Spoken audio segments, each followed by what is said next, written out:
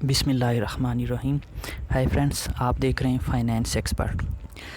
IRS पे जब आप लॉगिन करेंगे तो रिटर्न के लिए आपने डिक्लेरेशन पे आना है। इसमें आपको ये विज़र्ड व्यू में डिफरेंट फॉर्म नज़र आ रहे हैं। ये पहले भी विज़र्ड व्यू उन्होंने पिछले साल भी लॉन्च किया था, लेकिन उसकी वर्किंग इतनी अच्छी नहीं थी। अदरवाइज़ मैं उस पर ज़रूर आपको वीडियो बना के अपलोड कर देता। लेकिन अभी जो इन्होंने न्यू फॉर्म विज़र्ड में दिए हैं, इसको भी मैं चेक करूँगा। अगर इसमें वर्किंग ठीक होती हुई तो इंशाल्लाह मैं नेक्स्ट वीडियोज़ इस पे भी अपलोड करूँगा। अभी सैलरी के लिए, टीचर्स के लिए स्पेशली आपने सैलरी रिटर्न पे जो है वो क्लिक करना है। पिछले साल जो सैलरी का फॉर्म था वो ठीक नहीं था, उसमें वेल्थ स्टेटमेंट में प्रॉब्लम थी, इसलिए मैं रिकमेंड नहीं करता था। लेकिन अब एफबीआर ने उस चीज़ को सॉर्ट आउट कर दिया है, तो इसलिए आपने सैलरी रिटर्न फॉर इंडिविजुअल पे क्लिक करना है। ये जो फॉर्म है इसमें मैं आपको बताऊंगा कि जो टीचर्स हैं, गवर्नमेंट टीचर्स और प्राइवेट टीचर्स, दोनों अपनी रिटर्न कैसे फ़ाइल कर सकते हैं। 2020 लिखा और मैंने इसको सिलेक्ट किया।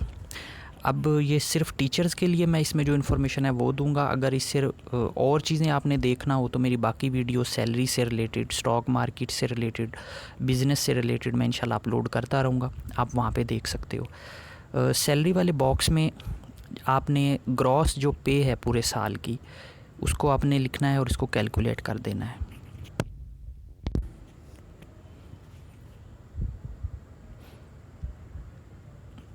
जी, अब उसमें उसके बाद ये जो अलाउंसेस लिखा हुआ है, इसमें जो आप मेडिकल अलाउंस है ना, अगर आपको मेडिकल इंश्योरेंस नहीं है या मेडिकल के बिल आपके रिम्बर्स नहीं होते, तो फिर जो बेसिक सैलरी का 10% है उसका मेडिकल अलाउंस जो है, अगर वो है आपके पास एम्प्लॉयर की तरफ से, अगर आप प्राइवेट टीचर हैं, गवर्नमेंट टीचर हैं, तो अगर वो मेडिकल अलाउंस मिल रहा है आपको स्लिप पे, तो वो जो 10% है बेसिक सैलरी का पूरे साल की, उसको आपने कैलकुलेट करके यहाँ पे एग्जेम्प्ट में लिख लेना है। इसके अलावा जब आप रिटायर हों, लेट्स सपोज अगर आप इसी साल रिटायर हुए हो, तो जो रिटायरमेंट पे आपको ग्रेजुटी मिली है, जीपी फ़ंड मिला है, और अगर जीपी फ़ंड की अमाउंट आप हर साल अपने एसेट्स में नहीं लिख रहे थे, तो अब आपको जितनी अमाउंट मिली है, ग्रेजुटी मिली है, वो सब आपने लास्ट वाले रो में, ये इसमें और दरमियान वाले बॉक्स में आपने सारी अमाउंट लिख देनी है। ये सारी अमाउंट आपकी एग्जेम्प्ट होगी। ये आपने उस ईयर में लिखनी है जिस ईयर में आप रिटायर हों, और जो आपको अमाउंट रिटायरमेंट पे मिले वो आपने यहाँ पे सारे लिख लेनी है। बाज़ दफ़ा ऐसा भी होता है रिटायरमेंट पे आपको कोई बेनिफिट और मिल जाता है, कोई जगह मिल जाती है, अक्सर डिपार्टमेंट्स में ये भी होता है, तो आप उसकी वैल्यू यहाँ लिखें और एसेट्स में आप एसेट ऐड करें, तो फिर ये चीज़ें आपकी बैलेंस हो जाएंगी। ठीक है, मैंने आपको बताने के लिए जस्ट ये दिखाया था। उसके बाद मैं इसके अलावा अदर सोर्स या फॉरेन सोर्स पे अभी कोई बात नहीं करूँगा। जस्ट टीचर्स की जो एंट्री है वो यही होगी। आपने अपनी सैलरी की एंट्री कंप्लीट कर लेनी है। उसके बाद आपने जो है ये आ जाना है टैक्स चार्जेबल पे। यहाँ पे आपको टैक्स रिडक्शन में टीचर की रिडक्शन भी नज़र आ जाएगी, मैं आपको ये दिखा भी देता हूँ। लेकिन ये जी यहाँ पे आपने लिखना है, ठीक है। लेकिन उससे पहले डिडक्टिबल अलाउंसेस में जो आपको सैलरी पर्सन के लिए डिडक्शन होती है अंडर सेक्शन 60C, अगर आपने घर के बनाने के लिए या घर परचेज़ करने के लिए लोन लिया है बैंक से, तो उसके ऊपर पूरे साल में जो इंस्टॉलमेंट पे आपने इंटरेस्ट पे किया है वो आपने यहाँ पे लिख लेना है 9007 वाली रो में, और नंबर ऑफ़ चिल्ड्रन आपने लिखने हैं, और इसके बाद जो भी ट्यूशन फ़ी पूरे साल पे किया है आपने वो लिखना है, और इसको आपने कैलकुलेट कर देना है। जी, आपने कैलकुलेट कर दिया। अब जो आपको इसमें एडमिसिबल था वो आपके टैक्स में से, आपकी टैक्सेबल सैलरी में से माइनस हो जाएगा। अभी आपने अगर आप टीचर हैं तो आपकी अगर कोई और भी इनकम है तो पहले आपने सिर्फ सैलरी की वर्किंग करके फिर आगे चलना है, क्योंकि जो आपको इसके ऊपर रिडक्शन मिलती है वो सिर्फ सैलरी के टैक्स पे मिलती है, बाकी किसी टैक्स पे नहीं मिलती। जी, अब ये आपकी सारी सैलरी इनकम आ गई है। अब इसका आप टैक्स नीचे चेक करें, एडमिटेड टैक्स कितना बना है। जी, अब एडमिटेड टैक्स आप देखते हो इसका बनता है 28,450। अब जो आपको रिडक्शन मिलेगी वो इस अमाउंट का 28,450 का 25% आपको रिडक्शन मिलेगी। 2019 की अगर मैं बात करूं, जो मैंने वीडियो भी अपलोड की है, उस पे ये अमाउंट जो थी परसेंटेज वो 40% थी। आप अगर 2019 की रिटर्न फाइल करोगे, चाहे वो आप आज करो चाहे अगले साल करो, तो आपने वो 40% ही लेनी है, क्योंकि जो लॉ होता है उस रिटर्न पे उसी साल का लॉ इम्प्लीमेंट होता है। तो वो रिटर्न जो है वो 2019 के लिए वैलिड है अगर आपने फ़ाइल करनी। लेकिन अब अगर 2020 की करोगे तो उसमें जो है ये टैक्स रिडक्शन अब उन्होंने टीचर्स के लिए 25% कर दी है। तो इस 28,450 का जो कि सैलरी पे टैक्स भरना था, इसका 25% आपने लेना है और टैक्स रिडक्शन में आके जैसे कि इसका बनता है 7,112, इसको मैंने कैलकुलेट किया। अब आप देखोगे जब आपकी जो एडमिटेड लायबिलिटी थी वो कम हो जाएगी जी। पहले 28,000 थी, अब आप चेक करें तो ये 21,000 हो गई है। अब आपका जो टैक्स आपके एम्प्लॉयर ने या डिपार्टमेंट ने डिडक्ट कर लिया है वो आप एडजस्टेबल में आएँ और सबसे ऊपर सैलरी ऑफ एम्प्लॉय जो लिखा हुआ है इसमें आपने वो फिगर लिख देनी है पूरे साल जो भी टैक्स आपका कटा है और इसको कैलकुलेट कर देना है। लेट्स सपोज मैंने 22,000 लिखा है।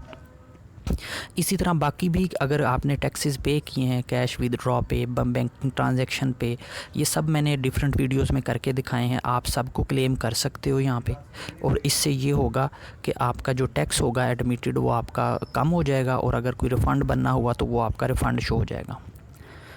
ठीक है, यहाँ पे अब ये 662 रुपये रिफ़ंड आ गया, एडमिटेड नहीं है। अगर एडमिटेड होता तो आपको चालान बना के पे करना पड़ता जी। अब उसके बाद आपने आ जाना है रिकन्सिलेशन वाले टैब में।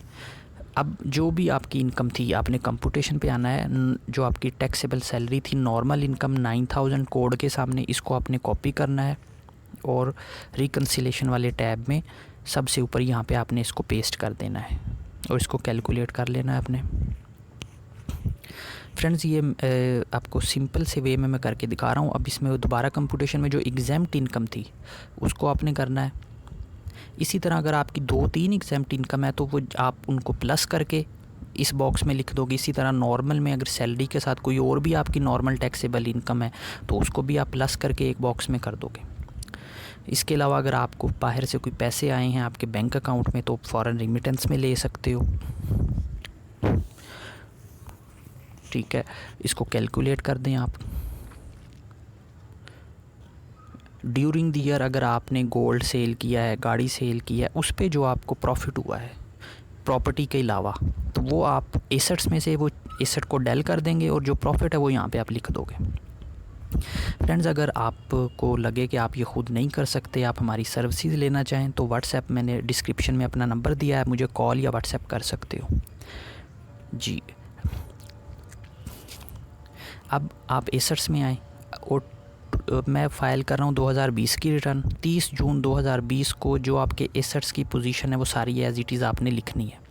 अगर कोई नई प्रॉपर्टी ली है तो आपने ऐड करनी है और अगर आप पहली दफ़ा कर रहे हो तो आपने अपनी सारी प्रॉपर्टीज़ को ऐड करना है। जिस तरह ये मैं एक करके दिखा देता हूँ, जैसे कि ये एग्रीकल्चर प्रॉपर्टी है, आपने प्लस पे क्लिक करना है, उसका एड्रेस, उसका एरिया वो सारा लिखना है और जितने की आपने ली है वो लिखनी है अमाउंट। और ये वैल्यू हर साल सेम रहेगी, सिर्फ उसी वक्त ये वैल्यू चेंज होगी अगर आपने अपनी प्रॉपर्टी पे कोई कंस्ट्रक्शन की है। मार्केट के लिहाज से आप इसको जो है वो इंक्रीज़ या डिक्रीज़ नहीं करोगे। आपने इसको कैलकुलेट करना है। ठीक है, इसी तरह आपने अगर आपकी कमर्शियल है, रेजिडेंशियल प्रॉपर्टी है तो आप उसको जो है प्लस पे क्लिक करके उसको ऐड कर सकते हो। आपने अगर कोई इंस्टॉलमेंट पे भी ली हुई है प्रॉपर्टी तो जितनी इंस्टॉलमेंट 30 जून 2020 तक पे हो गई हैं तो वो आप उतनी वैल्यू पे शो कर दोगे। इसी तरह अब यहाँ पे आपके बैंक अकाउंट्स हैं, बैंक अकाउंट्स का बैलेंस आपने 30 जून 2020 का अपडेट कर देना है जो भी बैलेंस था। इसके अलावा अगर आपने कोई फ़ाइल्स वगैरह परचेज़ की हुई हैं प्रॉपर्टी की, कोई और इन्वेस्टमेंट की हुई है तो वो भी यहाँ पे आप लिख सकते हो। आपने कोई भी एसेट जो है वो हाइड नहीं करना, हर चीज़ आपने जो भी एक्चुअल है उसी तरह लिख देनी है। ये सब एसेट्स आ रहे हैं। इसके अलावा ये जो नीचे क्रेडिट आ रहा है ना, ये है आपका लोन। अगर आपने किसी से लोन लिया हुआ है या डिपार्टमेंट से लोन लिया हुआ है या आपने गाड़ी लीज़ पे ली हुई है तो वो यहाँ पे आपने लिखना है। जैसे मैं लिखता हूँ कि मैंने डिपार्टमेंट से लोन लिया है तो लोन फ्रॉम डिपार्टमेंट लिखना है। और 30 जून 2020, क्योंकि मैं 2020 की रिटर्न फाइल कर रहा हूँ, अगर 2019 होता तो 30 जून 2019, 30 जून की डेट पे जितना बैलेंस मेरा पेएबल था वो मैंने यहाँ पे लिख देना है कि मैंने आगे इतना बैलेंस देना था इनको। ठीक है, 3,90,000 मैंने लिखा और इसको मैंने कैलकुलेट कर दिया। अगर गाड़ी लीज़ पे ली हुई है तो आपने नीचे लाइबिलिटी बुक करनी है और ऊपर इधर जो आपका मोटर व्हीकल है इसमें आपने गाड़ी पूरी वैल्यू पे जो है वो एसेट में भी बुक कर लेनी है। ठीक है, इसको यहाँ से आपने ऐसे करना है जी। अब उसके बाद रिकन्सिलेशन पे आप आते हो और इसको देखें तो आपका अनरिकनसाइल्ड अमाउंट जो पॉजिटिव में आ रही है, इसका मतलब है कि आपके एसेट्स जो हैं वो आपकी इनकम से ज़्यादा हैं, या तो आप अपनी इनकम अभी कम शो कर रहे हो। अगर तो पहली दफ़ा की है तो फिर इस कॉपी करना है और ऊपर पेस्ट कर देना है इस बॉक्स में और कैलकुलेट करेंगे तो ये ज़ीरो हो जाएगा। लेकिन अगर पहली दफ़ा नहीं कर रहे, दूसरी तीसरी दफ़ा है, तो फिर आपने ऐसे नहीं करना। फिर आपने देखना है कि पॉजिटिव का मतलब है कि आप अपने एसेट्स जो है आपने अनयूजुअल ज़्यादा किए हैं। अब उसको चेक करें कोई चीज़ भूल तो नहीं रहे, कोई ऐसा एसेट तो नहीं है जो आपने सेल किया है वो अभी तक आ रहा है। मैं एसेट्स में दोबारा आता हूँ और अगर ये नेगेटिव हो तो नेगेटिव के लिए भी मैंने सैलरी पर्सन की वीडियो में डिटेल से बताया, आप उसको देख सकते हो जी। अब मैं जब अपने एसेट्स को देखता हूँ तो ये जो शेयर्स हैं 12,50,000 के, ये अब इस वक्त मेरे पास नहीं है, मैंने इसको डेल किया। इसके अलावा कैश इन हैंड मेरे पास अब नहीं है, इसको भी मैं डेल कर देता हूँ और अब मैं दोबारा कैलकुलेट करता हूँ।